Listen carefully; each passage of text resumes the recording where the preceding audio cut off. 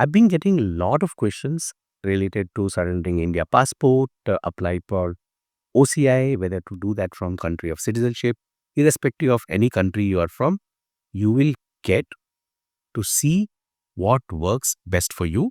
By watching today's video, I've tried to simplify different scenarios, and by looking at that, you will be able to take an informed decision what works best for you in terms of time and money. So before we get into the video, I have a small request. Please do subscribe to my channel. Whichever country you're from, you will find the piece of information related to OCI, what you're looking for. I made several videos, including my personal experience as an OCI in India. So by subscribing, you will keep getting information and anything which I keep updating. Let's get into the computer screen where I will do rest of the document. So, India does not allow dual citizenship. Once you have obtained citizenship of any other country, you will have to surrender India passport. Before doing that, of course, you will go for the passport of the new country.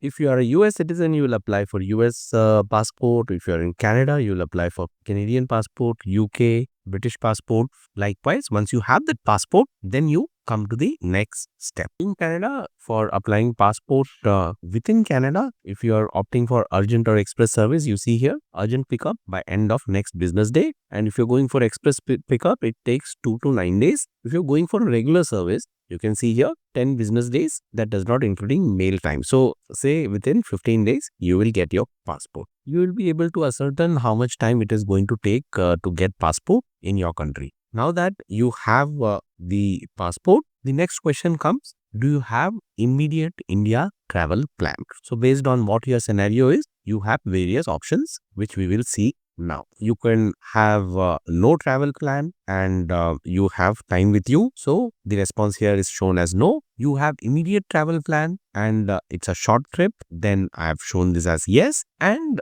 then you have a travel plan for a long term or even a permanent stay in India. So these are the three scenarios, right? You have time at your hand. Then you will be doing this surrender of India passport in the country where you have acquired your citizenship. For example, if it is US, you will do in US. If it is Canada, you will do in Canada. Likewise, any country where you are. So the timeline in straight line method is 4 to 6 weeks. If your application is correct, you have done all the documentation correctly, it's going to take 4 to 6 weeks for you to get this surrender certificate. I made a detailed video which you can go and see how this entire process is done. In between, things could be like your application has been found incomplete. When you visit a service center, they may flag some issue because of which either you make one more visit. Those time delays are not considered here. If everything is correct, it could be 4 to 6 week timeline to get the surrender certificate. And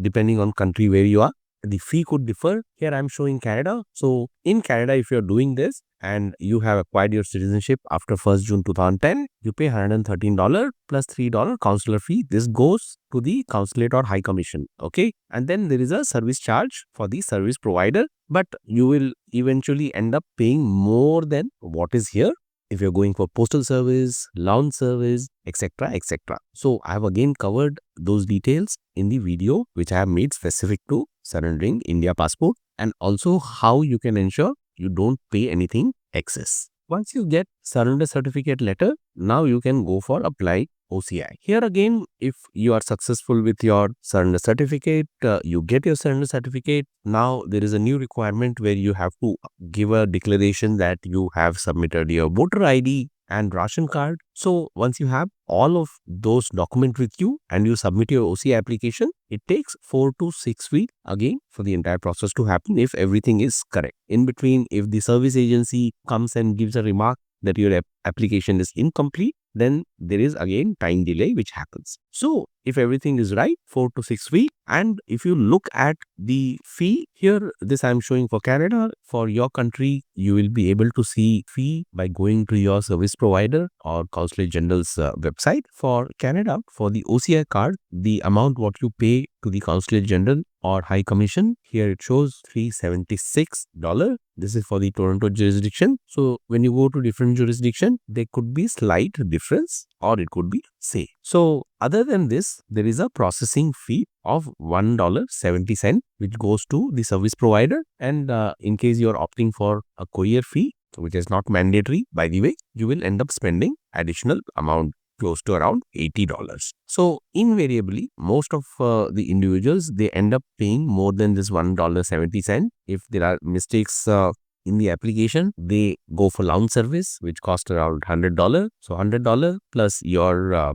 the courier fee you could add depending on what you're paying. So this is the amount what you will be paying for the OCI for Canada. Similarly, it's going to be for the country where you are. Both this surrender of India passport and you getting OCI would take at least 3 months. That's the shortest time if everything is good, or it could go up to 5 months or even beyond. So you must have this timeline with you when you are planning to get OCI card. So that's why I said you can patiently wait to get this done, then this option works. When you're applying for citizenship and you get citizenship, there is no definite timeline by when you're going to get this. And in some cases, people already have travel plan, or they have to travel urgently to India, even at short notice, around this time when they have acquired citizenship. So in that case, what is the best way to go ahead? In that case, apply for e-visa. You don't have to surrender your India passport to get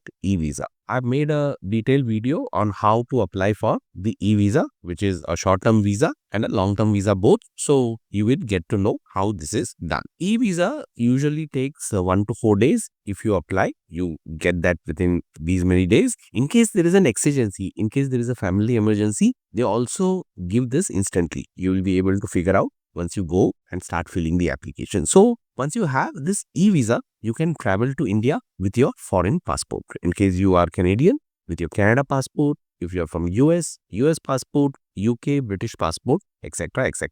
When you're traveling to India, you carry your India passport. You don't use India passport for the travel. You carry it, and absolutely this is okay. Once you're in India, then you go through the surrender of India passport process with the RPO. So here, instead of the service provider in the country where you are, you will be doing this with the RPO in India. It costs much less. I made a video. I think it's around 500 rupees, and you need to have your cancelled voter ID, ration card, and also a statement that you don't have any saving bank account. So again, it's a detailed video. You can go and check. You need to dedicate at least 1 to 4 physical days of visit. In some cases, it happens within a day. In some cases, it happened with 2 visits. In rarest of case, it has taken 4 days. So just remember that it could take about 1 to 4 days of the process time. You can watch the video, you'll get the idea of how it is done. Also, the fee what you pay is significantly less.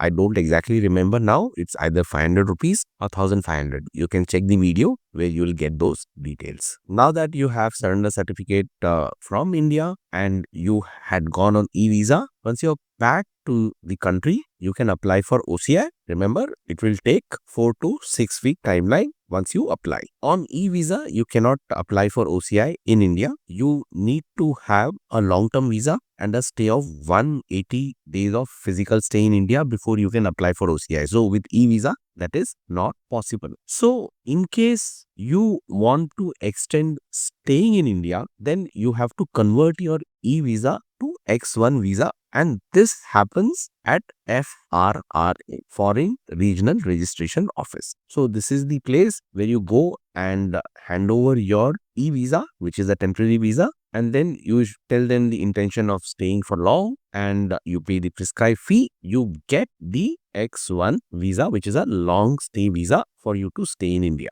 This information I'm sharing with confidence because I personally know someone who has done this recently. He got his citizenship, and immediately after getting his Canada passport, he flew back to India on e-visa. He immediately surrendered e-visa at FRRO and has got his X1 visa. He's waiting to complete 180 days of stay in India to apply for OCI in India. And again, that OCI process will happen at FRRO in India. The other option is that you apply for the long stay visa, that is X1 visa from the country where you are, And then you go through the surrender process. I have shown you the surrender process, how it can be done under various scenarios. And then after waiting for 180 days in India, physically staying in India, you can apply for OCI at FRRO. This year, for a brief period, Canadian nationals were not getting any visa. It was for a very brief period, which I'm sure you would be aware of. And there were few people who had firm travel plan, but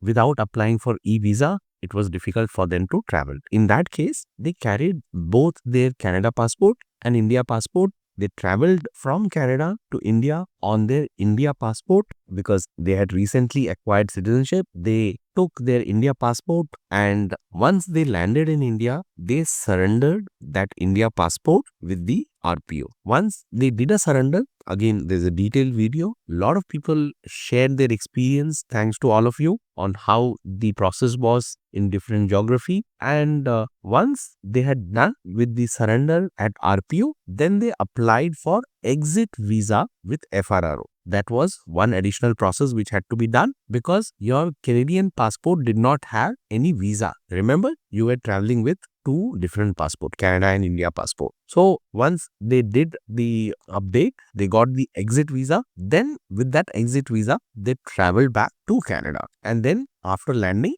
they went ahead with the OCI service here in Canada. People had different experience. In most of the cases, no penalty was paid. In some cases, depending on different FRROs, people had to pay the penalty, but they eventually got the exit visa and they have applied for OCI after coming to Canada. So this must only be used under extreme condition when you have no other possibility, even taking e-visa. E-visa is the easiest one. You apply and you get that within 1 to 4 days. Some of them who were not aware that they had to take exit visa from FRRO, when they were trying to fly out of India, they were denied boarding and then they had to wait, get this process done and then fly out of India. So make sure you follow the right procedure. There is also a lot of curiosity on how to acquire Indian citizenship again. So it is very much possible. I made a detailed video on the entire step